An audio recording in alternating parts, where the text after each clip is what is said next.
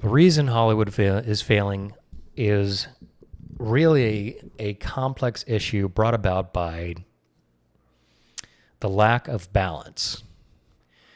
Hollywood has always been very left leaning, very Democrat Party friendly. However, people in charge, people who were in charge of the greenlighting productions, hiring, basically the people who have the power, which is the power to hire, the money to hire, the finances. They have generally been a little more conservative, a little more towards the center, because they kind of understand how money works and how capitalism works. Artists have almost unanimously, the vast majority of them, people that I still work with who have sort of left their liberal Democrat Party lines and consider themselves centrist, they're still very much Democrat. They would still very much vote for Obama. They would vote for Bill Clinton. They have these ideals.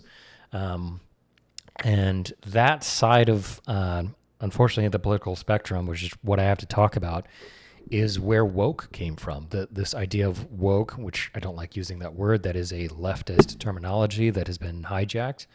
I would just say extreme liberalism, extreme leftist ideology is what I would say, but it comes from the left. It is not, there's plenty of bad things on the right, obviously, but when we're talking specifically about Hollywood, we are dealing with a culture that has always been left of center, typically pretty extremely left of center, which is kind of amazing when you go back and look at films, because obviously there's a lot of amazing films like Lord of the Rings and some of the earlier Marvel films, obviously Star Wars, the early Star Wars, even the prequels, although they were supposed to be, I guess, jabs at some the Bush era, actually turned out to be, especially in hindsight, very conservative. So these ideas, there was always a balance, a struggle between producers over here who were, generally speaking, a little more conservative, from my understanding, with the balance of artists and the creatives who've almost always and unanimously have been left-leaning, very left-leaning. Now, I think there's probably a misnomer there. From my time, I've been in the industry for over a decade, a little over a decade. I think it's been 12 years. I've seen that even back in 2015, even earlier than that, actually 2013, the prominence of that ideology and the lack of balance in the creative side. Again, I've not been in the producing or executive roles, but I've definitely been in the creative roles. I've worked with the directors, showrunners, editors, storyboard artists. I've been a previous artist. I've had a lot of creative control, surprising amount of creative control. Worked with screenwriters. Generally, the conversations have been left-leaning. So from my time, it was always kind of, I've grown up conservative Christian, and I've always voted that way. I've always had that perspective.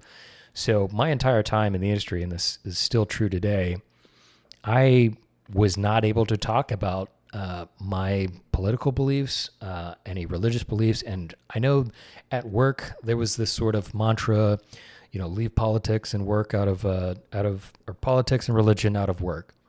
Well, in a creative industry, sometimes you run straight into politics and religion, especially when you're crafting a character, their perspective on the world, what is right, what is wrong, the morals, moral decisions that they're making. You're going to run into this every time you get into any sort of creative decision making when it comes to fictional characters, which is, including biopics. It's still your interpretation of the person, but 90% of what we watch is fictional characters. And sometimes with like Braveheart or Gladiator, it might have been inspired by historical events, but the interpretations lean more towards the fictional side than the realistic side. Anytime you're dealing with that, you're going to end up talking about politics and religion and theology and right and wrong and everything like that. And my entire time, I've never been able to be honest, because I have watched others try to be honest and get shit canned, fired, sometimes within the day of actually saying something for, very little justification, or even worse. Your views might be known, and let's say you're the conservative, you're the Republican on the team. They'll just slap the R word on you. And so you might be working on a team of like 30, 40 people in your department, and you're that one guy. And everyone will sort of kind of ostracize you, and you might not get the next job if they realize that. And especially if you're outspoken. I know that a lot of people could be very outspoken. It was very easy to be outspoken, especially in the last election cycle with Trump and Biden. When I was working at DreamWorks, the DreamWorks feature animation, there were people who would walk around on, we weren't on campus then because it was still the COVID lockdowns. But there were people who would come on the Zoom calls or the video calls that we would have when we would do our reviews, our meetings, and they would be wearing like a Biden 2020 shirt. If I ever even thought about wearing a red MAGA hat, which I wouldn't, but if I even thought about doing that, or a Trump 2020 shirt or anything else, I would be not only the first to be let go, even if I was the most skilled on the team, or at least in the top 2 out of 30 people, 40, whatever. I know for a fact that I would have been, basically I would be putting my job and my career and my livelihood, and whomever I'm supporting, wife or kids. I didn't have any kids at the time, but I was married. I would be putting that on the line just to wear a shirt, or even hint, not even wearing memorabilia from the other side, just to hint it. Sometimes people would come up to me, my coworkers, and they would sort of figure it out because I wouldn't say the right things. I wouldn't, I wouldn't stand up for woke ideology, or I wouldn't go to this pride parade, or I wouldn't go to this anti-Trump rally or whatever. I would just usually stay silent. And through my silence, some people would sniff me out. And on one-on-one, artists and creatives, when you're engaging them one-on-one in conversation, the conversation is usually a lot more reasonable, because there's no ganging, you can't gang up on somebody when you're talking to them one-on-one. It's just you and the other person. So you coming across like a dick is, very difficult to do. You coming across like a dick, or, making fun of somebody's perspective on the world when everyone else, the 5 other people, are with you in your little group, and you're, on your side of the field, versus the one person out of maybe 1,000 people that is willing to either say something or has been found out.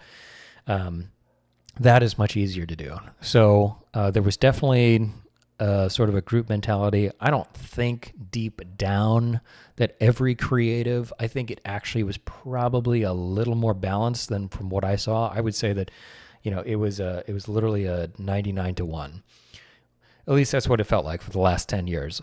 You get 99 people who would vote Democrat and have all of that ideology, their perspectives, anti-religion, specifically anti-Christian, not anti-religion. They're fine if it was any other religion besides Christianity. And then you'd have one person on the other side. So you have this entire group. And then, multiply that by like a studio of 1,000, and then you have 10 people. That's ridiculous. That I can't express views creatively if I have a view on a character. Hey, I don't think she should be doing this, or maybe this guy should come and help her or do that, or, maybe this character could do this instead of, doing that because I don't think that's right, or, I think that sends a wrong message. I can't say crap like that, because then I could be fired immediately, or even worse, I could be fired from that job, and then whenever I try to get the next job or the next 5 jobs, when a supervisor calls my previous supervisor, oh, yeah, he's very skilled, he's great, but he's a little outspoken about his political views or whatever. When that might not be true, but if I'm not going with the flow of everyone else, they could easily just say, you know what, we'll hire somebody else who's a little less skilled. We'll take the hit as long as we don't have to deal with his perspective. Which, again, I'm not forcing my perspective on someone. I'm just having a perspective. But I think that sort of mindset, and that's been for decades. I've, like I said, I've been in the industry for a little over a decade, 11, 12 years. And that was just what I witnessed. I've talked to many other people. I have since talked to and worked with people who are, again, maybe I would call them old school Democrats, some left of center, what they would consider left of center now, or they might consider themselves centrist now. That whole dynamic is so shifted. And they don't want all of this woke stuff or the extreme ideologies that they're seeing, the agendas that are pushed in these films. And so there's a lot more people who are willing to acknowledge, but they're not willing to speak out because they have seen what has happened. They've seen for decades what's happened when you speak out. And it's going to be no different when it comes to them. And that is a industry-wide, Hollywood, basically shooting itself in the foot for literally decades, probably since, it came to be Hollywood. And now the ideology has taken hold so much that it has crushed any sort of balance, any sort of conservative ideology, Republican, or even just a contrasting ideology to the leftist extremism is now just snuffed out immediately. And they, for many of them, it is more powerful than a religion. They believe it more to their core because it's a lot of it comes from a lack of skill in whatever they're doing, whether it comes to screenwriting or basically just filmmaking. Any position can do a bit of everything when it comes to pre-production.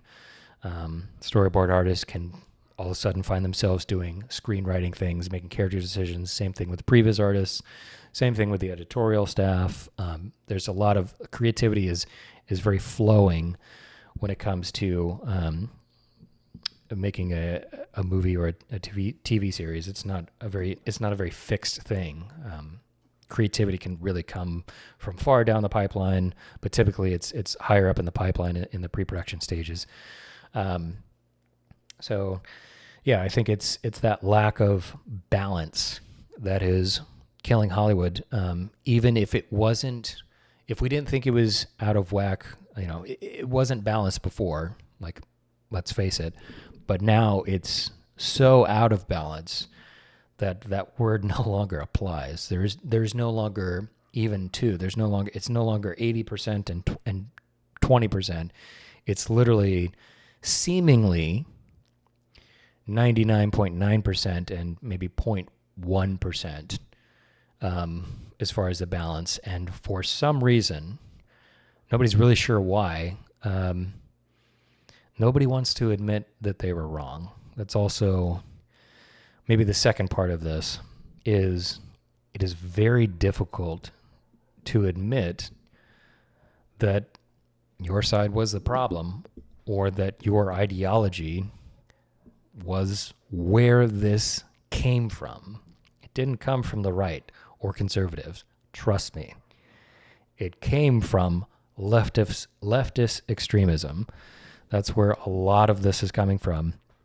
And it's very difficult to admit. Everyone wants to, both sides are to blame, and, nobody wants to be caught holding the bag. Nobody wants to be caught with their pants down, or whatever metaphor or analogy you want to use. Nobody wants to be blamed for the problem. So everyone's shifting the blame. They're all looking at different things. And really, it's a lack of willingness to identify where the problem came from. And at this point, I'm not really sure. Now that basically it's like, the toothpaste is out of the tube. I don't know how you put the toothpaste back in. Hollywood was always going in this direction, but the pandemic just was a slip and slide and just sped things up massively, and we just slid into this nightmare of productions that are failing wildly monetarily, financially, which then means that less people are getting jobs, and then that means that Hollywood, in its infinite wisdom, and these executives, I know this for a fact, DreamWorks Feature Animation, decide, well, I guess we can't make as much money anymore because I guess the audiences just don't want to see films. They want to be on TikTok and YouTube. That's not correct. There are films that are wildly successful. Top Gun Maverick, Puss in Boots: The Last Wish was very successful. Ruby Gillman, The Teenage Kraken was a wild failure. Both of those films almost started at the same time. Puss in Boots was first, but Ruby Gillman, which used to be called the Gillmans, that was the production name that we knew it as, was always a troubled film. It was borderline insanity that movie was pushed through production. That movie should have been canned. DreamWorks has a long history of canning several films, Larrikins being one of them, well into production after tens of millions of dollars have been sunk into this. And Gilman's always had story problems. Every screening that we had with Gilman's, it was bad. And Puss in Boots had some story problems in the beginning. After the director shift, or the director was fired, and the executive producer, and they brought the new guys in, it was still a little rough, but there were some redeeming aspects of the story. And while I feel like it wasn't as strong as it could have been, there was a specific animatic or screening that really kind of sold everybody on the production that, yeah, this was a story worth telling, and this would resonate with audiences. They never reached that point with the Gilmans, from my understanding. So some of these things are wildly obvious, and DreamWorks is, sadly, their solution is to outsource 30% of the work. 30% of previs, storyboards, editorial, animation, rigging, modeling, surfacing, lighting, compositing. They're just going to outsource, which means the quality of that, once you outsource that stuff, that'll have to come back to the studio to be integrated into the film, into the production. And the people left at DreamWorks who already have, the 70%, will have to fix that 30% that went out. So they'll be doing more work, and 30% of those people were let go, so the staff was reduced. Not everybody, at DreamWorks necessarily deserved to be there, but 30% is quite a significant number, especially when you just had a pretty good success with Puss in Boots: The Last Wish, and then you had a few flops with a very costly flop with Ruby Gillman and the Teenage Kraken, which nobody talked about, nobody's watched. And then Trolls 3, which was not nearly as successful as they thought it was going to be. And again, another thing where you could easily see that this wasn't working. And never got to the point. I was on Trolls 3 for a little bit towards the beginning, and from what I've seen, nothing really changed. So yeah, it's really two problems that I see with Hollywood. It's complex, but it's really not. The people in charge, there's a lack of balance. Executives are now super left leaning. They're super. I'm not sure how they inherited their jobs. It feels like they inherited from somewhere. I'm not sure how they were selected for these positions. They don't have a lot of film experience. They certainly don't have successful film experience. Those are two different things. You can work on a bunch of films and they all be crap.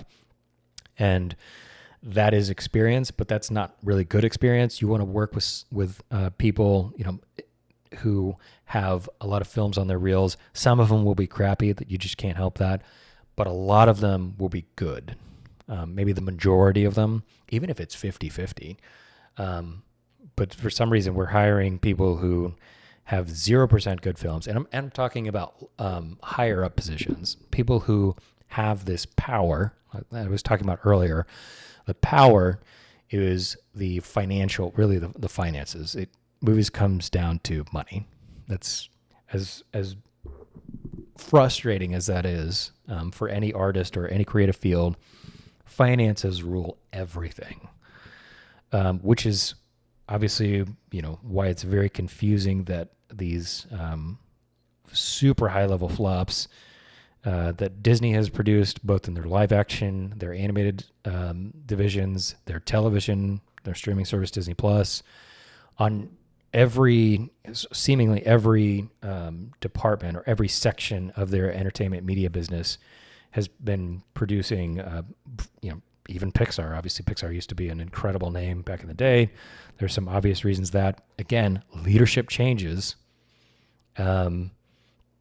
for reasons that I don't entirely agree with. But again, you can't disagree. You can't say that out loud. Trust me. I was there when that happened. I was in the industry. If you know, you know. But it was ridiculous. You couldn't have a discussion. There was only, this was how it happened. This is bad, and that's what Pixar ended up as. That you bring in someone who's a replacement who has one good film on their reel, one solid film. They were a co-director on that, so they had some help, but they had a solid film. Not really sure if they had a second solid film. That's debatable, but it made money. But that's not a lot of experience to run Disney and Pixar. That's quite ridiculous. The DreamWorks situation was even worse once Jeffrey Katzenberg left. Jeffrey Katzenberg, I think he's sort of, ironically, he went super hard into politics. I believe he's a part of Joe Biden's campaign right now.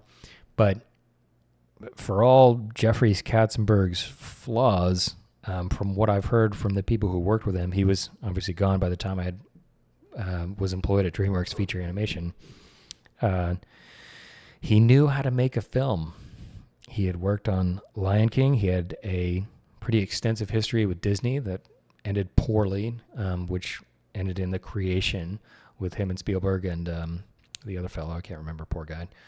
The G and the SGK.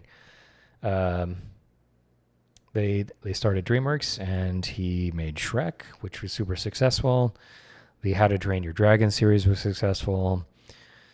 Believe it or not, Trolls was successful. They had a decent run with DreamWorks. Never really quite came into its own over the 27 years that it's been operated. But Katzenberg, for all the crazy stuff he would do, he still knew how to make a film. The president there has literally nothing under her belt. It was amazing hearing notes. Clearly someone who doesn't know how to make a film, doesn't know how to give the good creative critique, doesn't know how to hire the right talented people, which is pretty much it.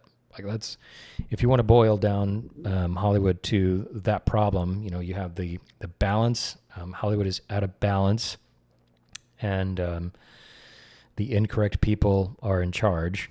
The incorrect people have the power, and the whole political scale perspectives of Hollywood is way out of whack.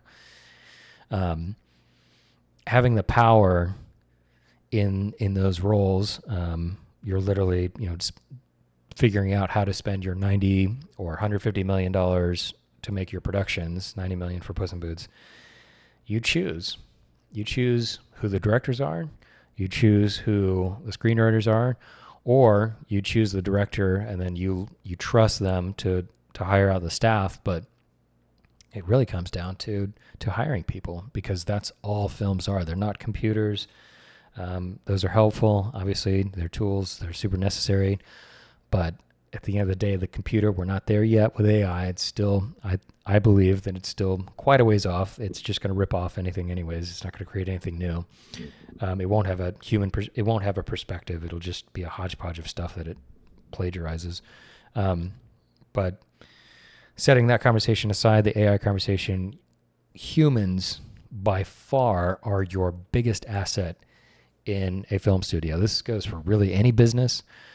Some businesses, they do have a lot of infrastructure that they pay for, but for films, for movie studios and films, yes, there's the production equipment, especially on live action, for visual effects, and for animated studios, there's the rendering. But all of this stuff, the compute power has become so cheap compared to what it used to be, and it kind of didn't matter because the computers don't render things by themselves. Trust me, I wish they did.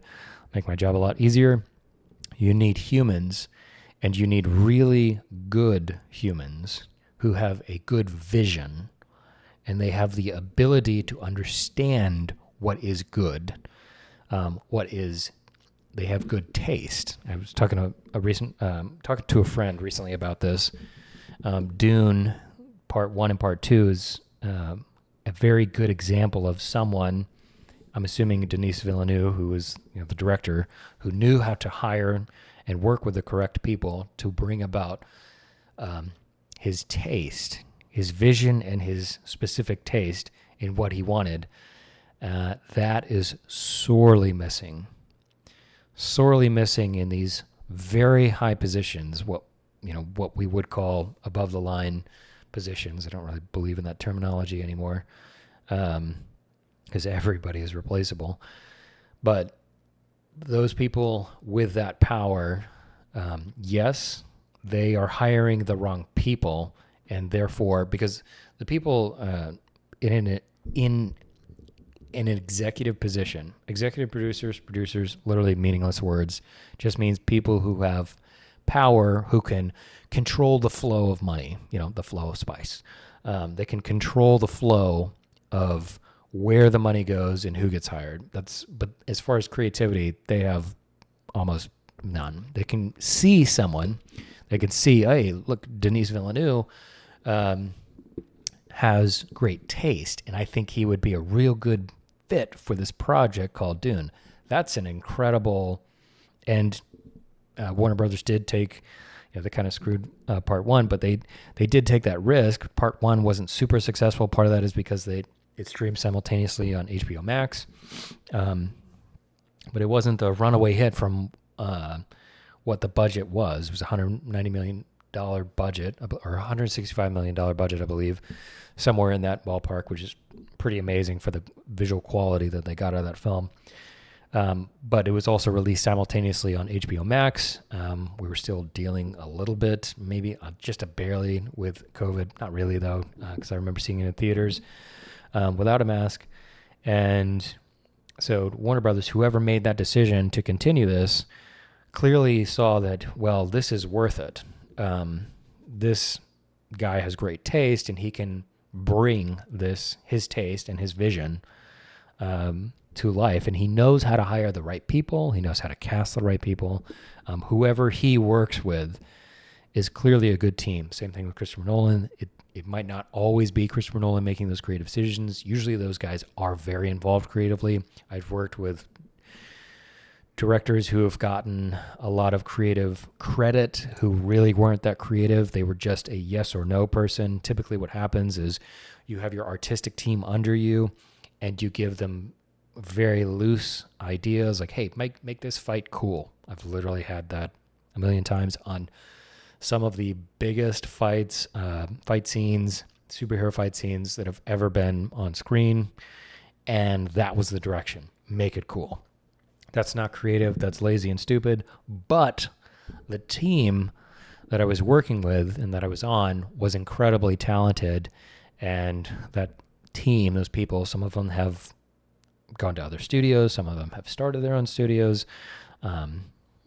Some of them, they just kind of scattered to the winds. But that team, that specific team that was assembled to create that, was able to take something like Make It Cool and actually come up with something. Literally, before the screenwriters were doing anything, before anything, we were able to literally say, hey, we like this stuff. We like cool. We're students of cool. We try to figure out what is cool.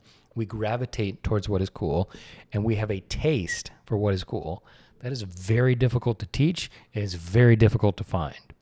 A lot of people like cool stuff. They don't have a taste for it. They don't understand why it's cool. They don't break it down. They don't memorize it. But we, since I was a kid, have always gravitated towards cool stuff, action stuff, instead of, like horror or comedy or, drama or whatever. So that team knew how to take that incredibly limited guidance and very uncreative guidance and give something to the directors to say, yes, we want this. No, we don't want this.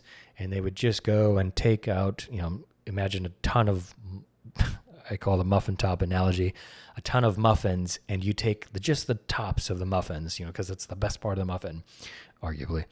And they would just, pick and choose. And, I don't want that whole muffin. I just want the top of it. And then I'll take the top of this muffin.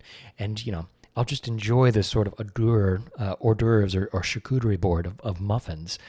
And they had that ability to do that because of the team under them, the artists that were under them. That is very rare. You have to specifically, either you luck out and you get that team, or that specific project kind of demanded that team because it was the most expensive project in the world in history. It's all about the team of people, the humans behind it. And I think maybe the blame could go equally with the artists and with the people with power. And quite frankly, I don't know how that's going to be solved.